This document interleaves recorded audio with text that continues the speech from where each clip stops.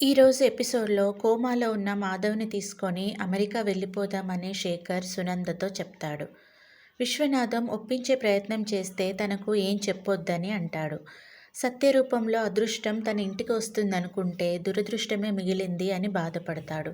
ఇక ఎవరు ఏం చెప్పినా అమెరికా వెళ్ళిపోతామని, ఆ రౌడీని ఎదిరించడానికి మా వాడిని పణంగా పెట్టలేమని అంటాడు. ఇక విశ్వనాథం పోనీ కనీసం మాధవ్ కోమాలో నుంచి బయటకు వచ్చేంత వరకైనా ఆగరా అంటాడు.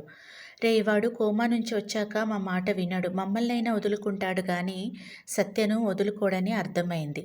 ఇక మీలా రోజు మేము ప్రతిరోజు నరకం అనుభవించాల్సి వస్తుంది. మాకంత ఓపిక లేదు. మమ్మల్ని క్షమించండ్రా. సత్యకు ఓ మంచి సంబంధం చూసి పెళ్లి చేసేయండి అంటాడు. ఇక అక్కడికి క్రిష్ వస్తాడు. క్రిష్ని చూసిన విశ్వనాథం, ఎందుకు వచ్చావు? అది చచ్చిందో లేదో చూద్దామని వచ్చావా? లేకపోతే మరో కత్తిపోటు పొడుద్దామని వచ్చావా? నా కూతురి జీవితం నీ వల్ల సర్వనాశనం అయిపోయింది. కుదిరిన సంబంధం కూడా చెడిపోయింది. నా పరువు కూడా పోయింది అంటూ బాధపడుతూ ఉంటాడు. ఇక క్రిష్, సత్యను కత్తితో పొడిచింది నేను కాదు, ఆ కాళీగాడు అని చెప్తాడు. ఇక విశ్వనాథం, నువ్వు చెప్పిన అబద్ధాలు, చేసిన మోసాలు ఇక చాలు ఆపు అంటాడు. ఇక ఒకసారి నేను సత్యను చూడాలి. సత్య నా ప్రాణం. మీ ఎవరిని ఇబ్బంది పెట్టను. దూరం నుంచి చూసి వెళ్ళిపోతాను అంటాడు క్రిష్. ఇంకా సత్యని ఏం చూస్తావురా? నేను చచ్చినా సత్యను చూడనివ్వను. నీ గాలి కూడా సత్యను తాకనివ్వను అంటూ కాలర్ పట్టుకొని బయటికి తోసేస్తాడు విశ్వనాథం. నువ్వు ఇంకోసారి నా కూతురు ముఖం చూడొద్దు. దాని జీవితంలోకి ఇంకెప్పుడు రావద్దు అంటాడు. ఇక ఇంతలో సత్య కళ్ళు తెరుస్తుంది. అందరూ సత్య దగ్గరికి వెళ్తారు. బాబీ వచ్చి సత్య కళ్ళు తెరిచిందని క్రిష్తో చెప్తాడు. క్రిష్ వెళ్తాడు కానీ విశ్వనాథం మాటలు గుర్తు చేసుకొని ఆగిపోతాడు. ఇక సత్య మాధవ్ గురించి అడుగుతుంది. ఇక విశాలాక్షి మాధవ్కి పర్వాలేదమ్మా, ట్రీట్మెంట్ జరుగుతుంది అంటుంది. ఒకసారి చూడాలమ్మా అంటుంది సత్య. ఇప్పుడు కాదు, తర్వాత చూద్దులే, ఇప్పుడు నీకు రెస్ట్ అవసరం అంటుంది విశాలాక్షి.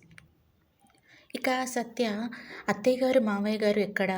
మాధవికి ప్రమాదం ఏం లేదు కదా? నేను శేఖర్ అంకుల్ వాళ్ళ ఇంటికి వెళ్లకుండా ఉంటే ఈ ప్రమాదం జరిగేది కాదమ్మా. ఈ పెళ్ళి క్యాన్సిల్ చేసుకుంటే ఏ గొడవ ఉండదు అనిపించింది. అదే మాట చెప్పాలని వాళ్ళ ఇంటికి వెళ్ళాను. కానీ వాళ్ళు నా మాటలు ఒప్పుకోలేదు. మాధవ్ గారు నచ్చజెప్పి నా మనసు మార్చారు అని చెప్తుంది.